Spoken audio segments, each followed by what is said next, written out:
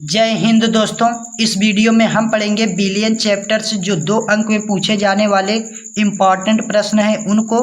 तो billion chapter से जो 2 अंक में पूछे जाने वाले प्रश्न हैं वे हैं मोलरता हो गया, जैसे नॉर्मलता हो गया, मोलरता हो गया और मोल प्रभाज हो गया। ये सभी 2 अंक में पूछे जाने वाले प्रश्न हैं और इनसे 2 टाइप के प्रश्न बनते हैं। पहला तो न्यूमेरिकल पूछा जाता है और दूसरा इसका थियरी लिखना होता है। थियरी अर्थात जैसे परिभाषा हो गया और उसका फार्मूला।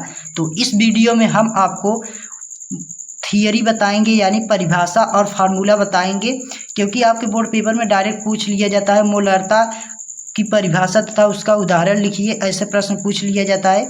तो आइए हम लोग एक एक करके देखते हैं। तो पहला है मोलरता, जिसको इंग्लिश में मोलरिटी बोला जाता है और परिभाषा होगा, देखिए 1 लीटर 1 क्यूबिक डेसीमीटर बिलियन में घुले हुए विलेय के मोलों की संख्या को उस बिलियन की मोलरता कहते हैं।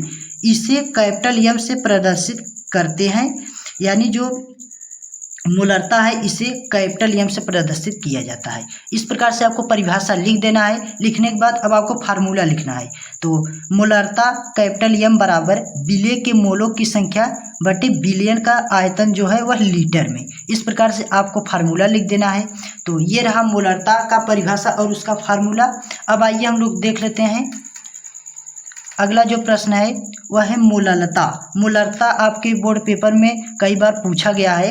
डायरेक्ट परिभाषा पूछ लिया जाता है और इससे न्यूमेरिकल भी पूछा जाता है। तो देखिए मोलरता को मोलैलिटी बोला जाता है इंग्लिश में, और परिभाषा होगा 1 किलोग्राम विलायक में घुले हुए, विलायक का अर्थ आप लोग समझते हैं ना, जिसकी मात्रा अधिक हो जैसे पानी। तो 1 किलोग्राम विलायक में घुले हुए विलेय के मोलों की संख्या, विलेय के मोलों की संख्या अर्थात जिसकी मात्रा कम हो, जैसे चीनी हो गया और नमक हो गया। तो विलेय के मोलों की संख्या को बिलियन की मोलरता कहते हैं। इसे स्मॉल एम से प्रदर्शित करते हैं, यानी जो मोलरता है इसे स्मॉल एम से प्रदर्शित करते हैं किया जाता है। और मोलरता का जो फार्मूला होगा, मोलरता का स्मॉल एम बराबर विलेय के मोलों की संख्या बटे विलायक का द्रव्यमान केजी में, किग्रा में। तो ये हो गया फार्मूला। अब आइए हम लोग आपको इसी प्रकार से सीधा डिफिनेशन और उसके फार्मूले को लिख देना है। अगर आप इस प्रकार से लिख देते हैं ना तो आपको 2 अंक पूरे मिल जाएंगे। अब आइए हम लोग देखते हैं तीसरा जो मोस्ट इम्पॉर्टेंट है। तो देखिए तीसरा है नॉर्मलता। नॉर्मलता को कैपिटल एन से प्रदर्शित किया जाता है और नॉर्मलता को नॉर्मेलिटी बोला जाता है इंग्लिश में।